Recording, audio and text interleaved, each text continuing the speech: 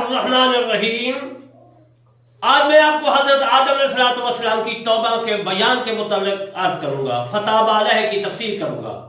فتلقى آدم علیہ ادھر محترم دوستوں بزرگوں، حضرت آدم علیہ السلام کی توبہ کے متعلق عرض کرنے سے پہلے میں آپ کی خدمت میں علامہ طالب حسین کرمانی، بستی یاسرآباد، چک مغل، تحصیل میرسی، ضلع بہاری، صوبہ پنجاب، پاکستان سے عرض کرتا ہوں کہ میرا چینل جس پہ آپ سن رہے ہیں کرمانی ٹی وی، اس کو سبسکرائب، لائک، کمنٹ اور شیئر ضرور کریں۔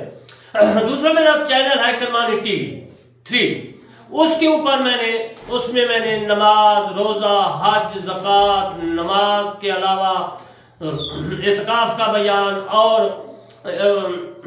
نجس پانی وضو کے طریقے بتائے ہیں، وہ بھی آپ نے سننا ہے اور اس کو سبسکرائب، لائک، کمنٹ کرنا ہے۔ فتاب علیہ کی میں تفسیر کرتا ہوں۔ تاب توبہ سے ماخوذ ہے، توبہ سے بنا ہے، توبہ سے مشتق ہے، اس کے معنی ہے، اس کا مطلب ہے واپس آنا، واپس ہونا، لوٹنا اور رجوع کرنا۔ التوبہ اصلها الرجوع، توبہ کا اصل معنی ہے رجوع کرنا، یہ روح المانی میں موجود ہے۔ میں اپنی تفسیر کرمانی جلد اول کی تفسیر عرض کر رہا ہوں۔ میرے دوستو، امام احمد نے زاہد میں حضرت قتادہ رضی اللہ تعالی عنہ سے روایت کی ہے کہ فرمایا جمعہ کا دن 10 محرم الحرام کو حضرت آدم علیہ السلام کی توبہ قبول ہوئی، توبہ منظور ہوئی، اور یہ محرم جو 10ویں کا ہے، اس میں حضرت موسیٰ علیہ السلام روزہ بھی رکھا کرتے تھے۔ حضرت جلال السیوطی رحمۃ اللہ علیہ نے دور منصور میں اور امام قرطبی نے اپنی تفسیر قرطبی میں لکھا ہے، توبہ کا اصل مطلب ہے لوٹنا، اور عورت مرد کی تابع ہوتی ہے، اس لیے حضرت آدم علیہ السلام کے حوا تابع ہوئی تو توبہ کا ذکر حضرت آدم علیہ السلام کے ساتھ حوا کا بھی ہوا۔ میں اپنی تفسیر کرمانی جو ہے جلد اول صفحہ نمبر 209 میں عرض کر رہا ہوں، ان کی تشریح عرض کر رہا ہوں۔ حضرت ابن عباس رضی اللہ تعالیٰ عنہ فرماتے ہیں کہ حضرت آدم علیہ السلام، حضرت حوا علیہ السلام جنت کی نعمتوں کے ختم ہونے پر 2 سال روئے۔ جب ان کو جنت سے نکالا 40 دن تک نہ کچھ کھایا اور نہ کچھ پیا، اور 100 سال تک حضرت آدم علیہ السلام اور حضرت حوا علیہ السلام نے قریب اس کے پاس نہیں گئے، یعنی حوا علیہ السلام کے قریب نہیں گئے۔ مسعود نے یونس بن خطاب اور علقمہ بن مرثد رضی اللہ تعالیٰ عنہ سے روایت کیا کہ دونوں نے کہا کہ اگر روئے زمین کے لوگ آنسو جمع کیے جائیں تو حضرت داؤد علیہ السلام کے آنسو بڑھ جائیں گے، اور پھر جب ان سے لغزش ہوئی اور اگر حضرت داؤد علیہ السلام کے آنسو اور تمام انسان کے آنسو اکٹھے کیے جائیں تو حضرت آدم علیہ السلام کے آنسو بڑھ جائیں گے۔ حضرت شہر بن حوشب رضی اللہ تعالیٰ عنہ فرماتے ہیں مجھے یہ بات پہنچی ہے کہ حضرت آدم علیہ السلام جب زمین کی طرف اتارے گئے تو 300 سال اللہ تعالیٰ سے حیا کے باعث نہیں اٹھاتے تھے۔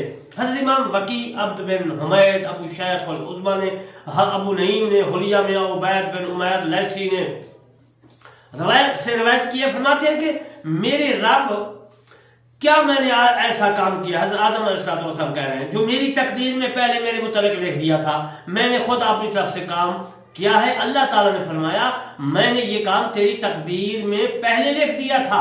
تو عرض کیا میرے رب، جس طرح تو نے یہ کام جو ہے میری تقدیر میں لکھ دیا ہے، متعلق لکھ دیا تھا، اس طرح اس کو معافی فرما دے۔ فتلقى آدم من ربه کلمات فتاب علیہ انہ هو التواب الرحیم، سورہ بقرہ کی آیات 37 کا یہی معنی ہے۔ یہ حلیت الاولیاء میں موجود ہے، اس سے میں نے اپنی تفسیر کرمانی سورہ بقرہ کی تفسیر کرتے ہوئے جلد اول میں 209 صفحہ پہ لکھا ہے۔ حضرت جلال السیوطی رحمۃ اللہ علیہ نے یہ دور منصور میں بھی لکھا ہے، فتاب علیہ پس ان سے درگزر فرما، انہ هو التواب، اپنے بندوں کی توبہ قبول فرماتا ہے، الرحیم، اسے خلیفہ بنانے کے اعتبار سے۔ امام بغوی رحمۃ اللہ علیہ نے تفسیر بغوی میں، تفسیر روح البیان میں بھی موجود ہے، اور ایک تفسیر کرمانی میں بھی۔ اگر حضرت آدم علیہ السلام کی عقل و دماغ کا وزن کیا جائے تو رسول اللہ صلی اللہ علیہ وآلہ وسلم اور تمام انبیاء علیہ السلام کے دماغ کے علاوہ باقی سب انسانوں کے عقل و دماغ میزان کے ایک پلڑے میں رکھے جائے اور حضرت آدم علیہ السلام کا عقل دوسرے پلڑے میں رکھا جائے تو آپ کی عقل کا پلڑا بھاری ہوگا۔ یہ تمام باتیں ازل سے تقدیر میں لکھی ہوئی تھی۔ حضرت خطیب ابن عساکر نے حضرت ابن عباس رضی اللہ تعالیٰ عنہ سے روایت کیا، فرماتے ہیں کہ جب اللہ تعالیٰ نے حضرت آدم علیہ السلام کو زمین پر اتارا تو آپ کی اولاد زیادہ ہو گئی اور بڑھ گئی۔ ایک دن آپ کے بیٹے پوتے پڑپوتے سب آپ کے پاس جمع ہوئے اور آپ کے ارد گرد بیٹھ کر باتیں کرنے لگے، لیکن حضرت آدم علیہ السلام جو تھے خاموش تھے۔ عزیز محترم، وہ کیوں خاموش تھے اس کا بھی میں آپ کی خدمت میں عرض کرتا ہوں، علم سناتا ہوں۔ وہ اس لیے بالکل بات نہیں کرتے تھے۔ آپ کی اولاد نے آپ سے عرض کیا کیا وجہ ہے آپ ہمارے ساتھ باتیں کیوں نہیں کرتے، آپ خاموش کیوں ہیں؟ حضرت آدم علیہ السلام نے فرمایا، اے میرے بیٹو، اللہ تعالیٰ نے جب سے مجھے اپنے جواب سے نکال کر زمین کی طرف اتارا ہے اس نے مجھے عہد لیا کہ اے آدم کلام کم کر حتیٰ کہ تو میرے جواب کی طرف جنت میں لوٹا۔ یہ تحریم میں بھی ہے اور تاریخ میں بھی، اور میں تفسیر کرمانی صفحہ نمبر 209 میں۔ حضرت آدم علیہ السلام کی جنت میں عربی زبان تھی۔ ان مسائل کو جو ہے نا مسئلے کو یاد رکھنا ہے۔ حضرت آدم علیہ السلام کی زبان عربی تھی جنت میں۔ کوئی پوچھے آپ سے کہ حضرت آدم علیہ السلام کی زبان جو تھی وہ بحث میں کون سی تھی، وہ آپ بتا سکتے ہیں عربی تھی۔ عزیز محترم، عربی کو یاد رکھنا چاہیے، عربی سیکھنی چاہیے۔ قرآن بھی عربی میں، میرے مصطفیٰ صلی اللہ علیہ وسلم کی زبان حدیث پاک بھی عربی میں۔ عربی سے لگاؤ رکھنا ہے۔ جب مریں گے تو اپنے قبر میں جائیں گے تو صاف ظاہر ہے سوال جواب جو ہے ماں دینوں کا یہ بھی عربی میں ہوگا، من ربوں کا بھی ہوگا عربی میں، ماں دینوں کا بھی میں نے یاد کیا، من نبیوں کا بھی ہوگا۔ یہ تمام سوال عربی میں ہوں گے، تو آپ نے عربی کو یاد رکھنا ہے۔ باقی ادھر ادھر کی زبانیں جو ہے ان سے جو ہے آپ نے پاک رہنا ہے۔ یعنی کہ پاک رہنے سے مطلب یہ ہے کہ عربی سے لگاؤ رکھنی ہے، باقی سے بس اسی طرح جو ہے ان کو یاد رکھنا ہے۔ عزیز محترم، میں یاد کر رہا تھا کہ حضرت آدم علیہ السلام کی زبان بہشت میں عربی تھی۔ جنت کے باہر آنے سے سریانی زبان ہی ہوگی۔ سریانی زبان جو ہے وہ حضرت عیسیٰ علیہ السلام کی تھی، اور حضرت عیسیٰ علیہ السلام پر جو انجیل جو اتری نازل ہوئی وہ بھی سریانی زبان میں تھی۔ توبہ کے بعد پھر عربی زبان دی گئی۔ آپ پر چاند کی 13ویں 14ویں 15ویں کے روزے فرض کیے گئے، جس سے آپ کا بدن سفید ہو گیا۔ یہ تینوں روزے حضرت نوح علیہ السلام کے زمانے تک فرض رہے۔ میں آپ کو عرض کرتا چلوں، اب بھی کوئی 3 روزے یہ رکھے گا تو اس کا بدن خوبصورت سفید اور گورا ہو جائے گا۔ اسلام میں کچھ عرصہ فرض رہے یہ 3 روزے، اب فرض نہیں ہے۔ حضرت آدم علیہ السلام سارے زمین ہند سے نکلے اور ان کا ارادہ اس گھر بیت اللہ کی طرف جانے کا تھا جس کی طرف جانے کا اللہ تعالیٰ نے حکم دیا تھا، یہاں تک کہ وہ آئے اور ان کا طواف کیا، تمام ارکان حج کو بجا لائے۔ میدان عرفات میں حضرت آدم علیہ السلام حضرت حوا کی ملاقات ہوئی اور دونوں نے ایک دوسرے کو پہچان لیا۔ پھر مزدلفہ میں حضرت آدم اور حوا کے قریب ہوئے اور پھر حوا کو ساتھ لے کر ہند کی طرف چلے۔ تو مزدلفہ کے بارے میں پچھلی بھی قصوں میں عرض کر چکا ہوں۔ مزدلفہ کا معنی ہے کہ دونوں کا ملنا، قریب ہونا، قریب کے معنی یعنی حوا اور آدم آپس میں قریب ہوئے، ملے، اس لیے اس کا نام مزدلفہ ہو گیا۔ مزدلفہ میں ملے اور اس کے بعد جو ہے ایک دوسرے سے ملاقات ہوئی۔ پھر حضرت حوا اور حضرت آدم علیہ السلام جو ہے ہند کی طرف چلے گئے۔ واپس آ کر انہوں نے ایک غار بنائی ہند میں تاکہ اس میں رہائش اختیار کریں۔ اللہ تعالیٰ نے ان کی طرف ایک فرشتہ بھیجا، اس نے انہیں وہ چیزیں سکھائی جو ان کی ستر پوشی اور لباس کی ضرورت پوری کرے، جبکہ بعض کے بقول یہ لباس تو ان کی اولاد کا تھا اور خود ان کا لباس تو جنت ہی کی ویسے پتے تھے جو انہوں نے اپنے تن پر لپیٹے ہوئے تھے۔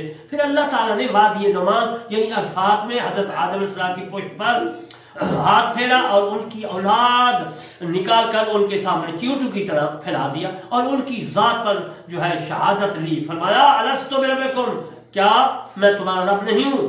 سب نے جواب دیا بلا، کیوں نہیں؟ وَإِذَا أَخَذَ رَبُّكَ مِن بَنِي آدَمَ مِن ظُهُورِهِمْ ذُرِّيَّتَهُمْ وَأَشْهَدُهُمْ عَلَىٰ أَنفُسِهِمْ أَلَسْتُ بِرَبِّكُمْ قَالُوا بَلَىٰ सूरत आराफ आयात 172। और अय नबी लोगों को याद दिलाओ वो वक्त जबकि तुम्हारे रब ने आप बनी आदम की पुश्तों से उनकी नस्ल को निकाला था और उन्हें खुद उनके ऊपर गवाह बनाते हुए पूछा था, क्या मैं तुम्हारा रब नहीं? उन्होंने कहा, जरूर आप ही हमारे रब हैं। हज़रत इब्न अब्बास रज़ियल्लाहु तआला अन्हु से मरवी है, नबी करीम सल्लल्लाहु अलैहि वसल्लम ने इरशाद मुबारक फरमाया, अल्लाह ताला ने हजरत आदम अलैहिस्सलाम की पुश्त से पैदा होने वाली औलाद वादी नौमान यानी अरफात में अहद लिया। बस हजरत आदम अलैहिस्सलाम की पुश्त से इन तमाम जो को निकाला और जो उनकी औलाद में पैदा करना मकसूद था, उनको भी सामने चींटू की मान खिलाया, फिर उनको अपने सामने करके कलाम किया, बात की और पूछा, अलस्तु बिरब्बिकुम?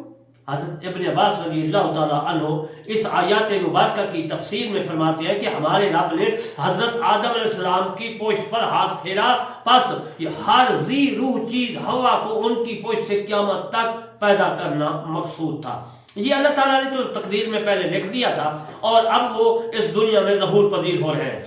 उस वादी नुमान यानी अफाक में निकल पड़ी, फिर अल्लाह ताला ने उनसे अहद लिया और उन्होंने उनकी अपनी जानों पर गवाह बनाया। हज़रत इब्न अब्बास रज़ियल्लाहु तआला अन्हु फरमाते हैं कि हज़रत आदम अलैहिस्सलाम को आसमान से उतारा गया, अल्लाह ताला ने उनकी पुश्त पर हाथ फेरा और हर जी रूह चीज जो उनकी पुश्त से क़यामत तक पैदा करना मकसूद थी उनको निकाला, फिर पूछा, अलस्तु बिरब्बिकुम? इस आयत की तफसीर भी पहले मैं अर्ज कर चुका हूँ। उन्होंने जवाब में कहा, बला, क्योंकि मैं काफी हवाले हदीसों के दे रहा हूँ, कौलों के आसार दे रहा हूँ। इब्न अब्बास रज़ियल्लाहु तआला अन्हु ने यह बात का तिलावत फरमाया, वैज़ा खाज़ा रब्बका, बस क़यामत तक होने वाले वाक़यात को कलम ने उसी दिन लिख लिया। हज़रत इब्न अब्बास रज़ियल्लाहु तआला अन्हु फरमाते हैं कि अल्लाह ताला ने जब हज़रत आदम अलैहिस्सलाम को पैदा किया तो उनकी औलाद को मिसल चींटियों से निकाला, चींटियों से, जिस तरह चींटियां होती है इस तरीके से निकाला और 2 मुट्ठियां भर ली, उन चींटी की मुट्ठियां भर ली और फिर मुट्ठी भरने वालों को कहा कि तुम सलामती के साथ जन्नत में दाखिल किए जाओगे और बाएं मुट्ठी वालों को कहा कि तुम दोज़ख में दाखिल किए जाओगे और मुझे इस बुत की कुछ परवाह नहीं। हजरत उमर बिन खत्ताब रज़ियल्लाहु तआला अन्हु से इस तफसीर के बारे में सवाल किया गया, पूछा गया, तो आपने फरमाया वैज़ा खाज़ा रब्बुका, तो उन्होंने फरमाया कि मैंने रसूलुल्लाह सल्लल्लाहु अलैहि वसल्लम से सुना है कि अल्लाह ताला ने हजरत आदम अलैहिस्सलाम को पैदा फरमाया, फिर उनकी पुश्त पर दायां हाथ फेरा और उनकी औलाद को निकाला, फरमाया मैं जन्नत को इनके लिए और उनको जन्नत हसूल वाले अमाल के लिए बनाया। दोबारा हजरत आदम अलैहिस्सलाम की पुश्त पर हाथ फेरा और उनकी औलाद को निकाला और फरमाया मैंने दोज़ख को उनके लिए और उनको दोज़ख हासिल करने वाले अमाल के लिए पैदा किया। एक आदमी ने अर्ज किया, या रसूल अल्लाह सल्लल्लाहु अलैहि वसल्लम, फिर अमल की क्या जरूरत है? आपने फरमाया जब अल्लाह ताला किसी को जन्नत के लिए पैदा करता है और उससे जन्नत के हुसूल वाले अमल करवाता है जहां तक कि वो किसी जन्नत वाले अमल पर ही फौत हो जाता है, जिसकी वजह से अल्लाह ताला उसे जन्नत में दाखिल कर देता है और जब किसी को दोज़ख के लिए पैदा करता है तो उसे हुसूल दोज़ख वाले ही जो है अमाल करवाता है। बात कहते हैं कि हजरत आदम अलैहिस्सलाम की पुश्त से उनकी औलाद को मकाम हिना पर निकाला गया था, जैसा कि हजरत इब्न अब्बास रज़ियल्लाहु तआला अन्हु से इसी आयत व आख़ज़ा रब्बुका के मुतालिक तफसीर है। हजरत इब्न अब्बास रज़ियल्लाहु तआला अन्हु फरमाते हैं कि जब अल्लाह ताला ने हजरत आदम अलैहिस्सलाम को पैदा फरमाया और मकाम हिना पर उनकी पुश्त पर हाथ फेरा और उनकी पुश्त से आरज़ी रूह को क़यामत तक पैदा करना मकसूद निकाला और फिर पूछा, अलस्तु बिरब्बिकुम? तमाम ने कहा एक आवाज होकर कि भला, बस उस दिन से ही कल हमने क़यामत तक होने वाले तमाम मामलात को लिख लिया।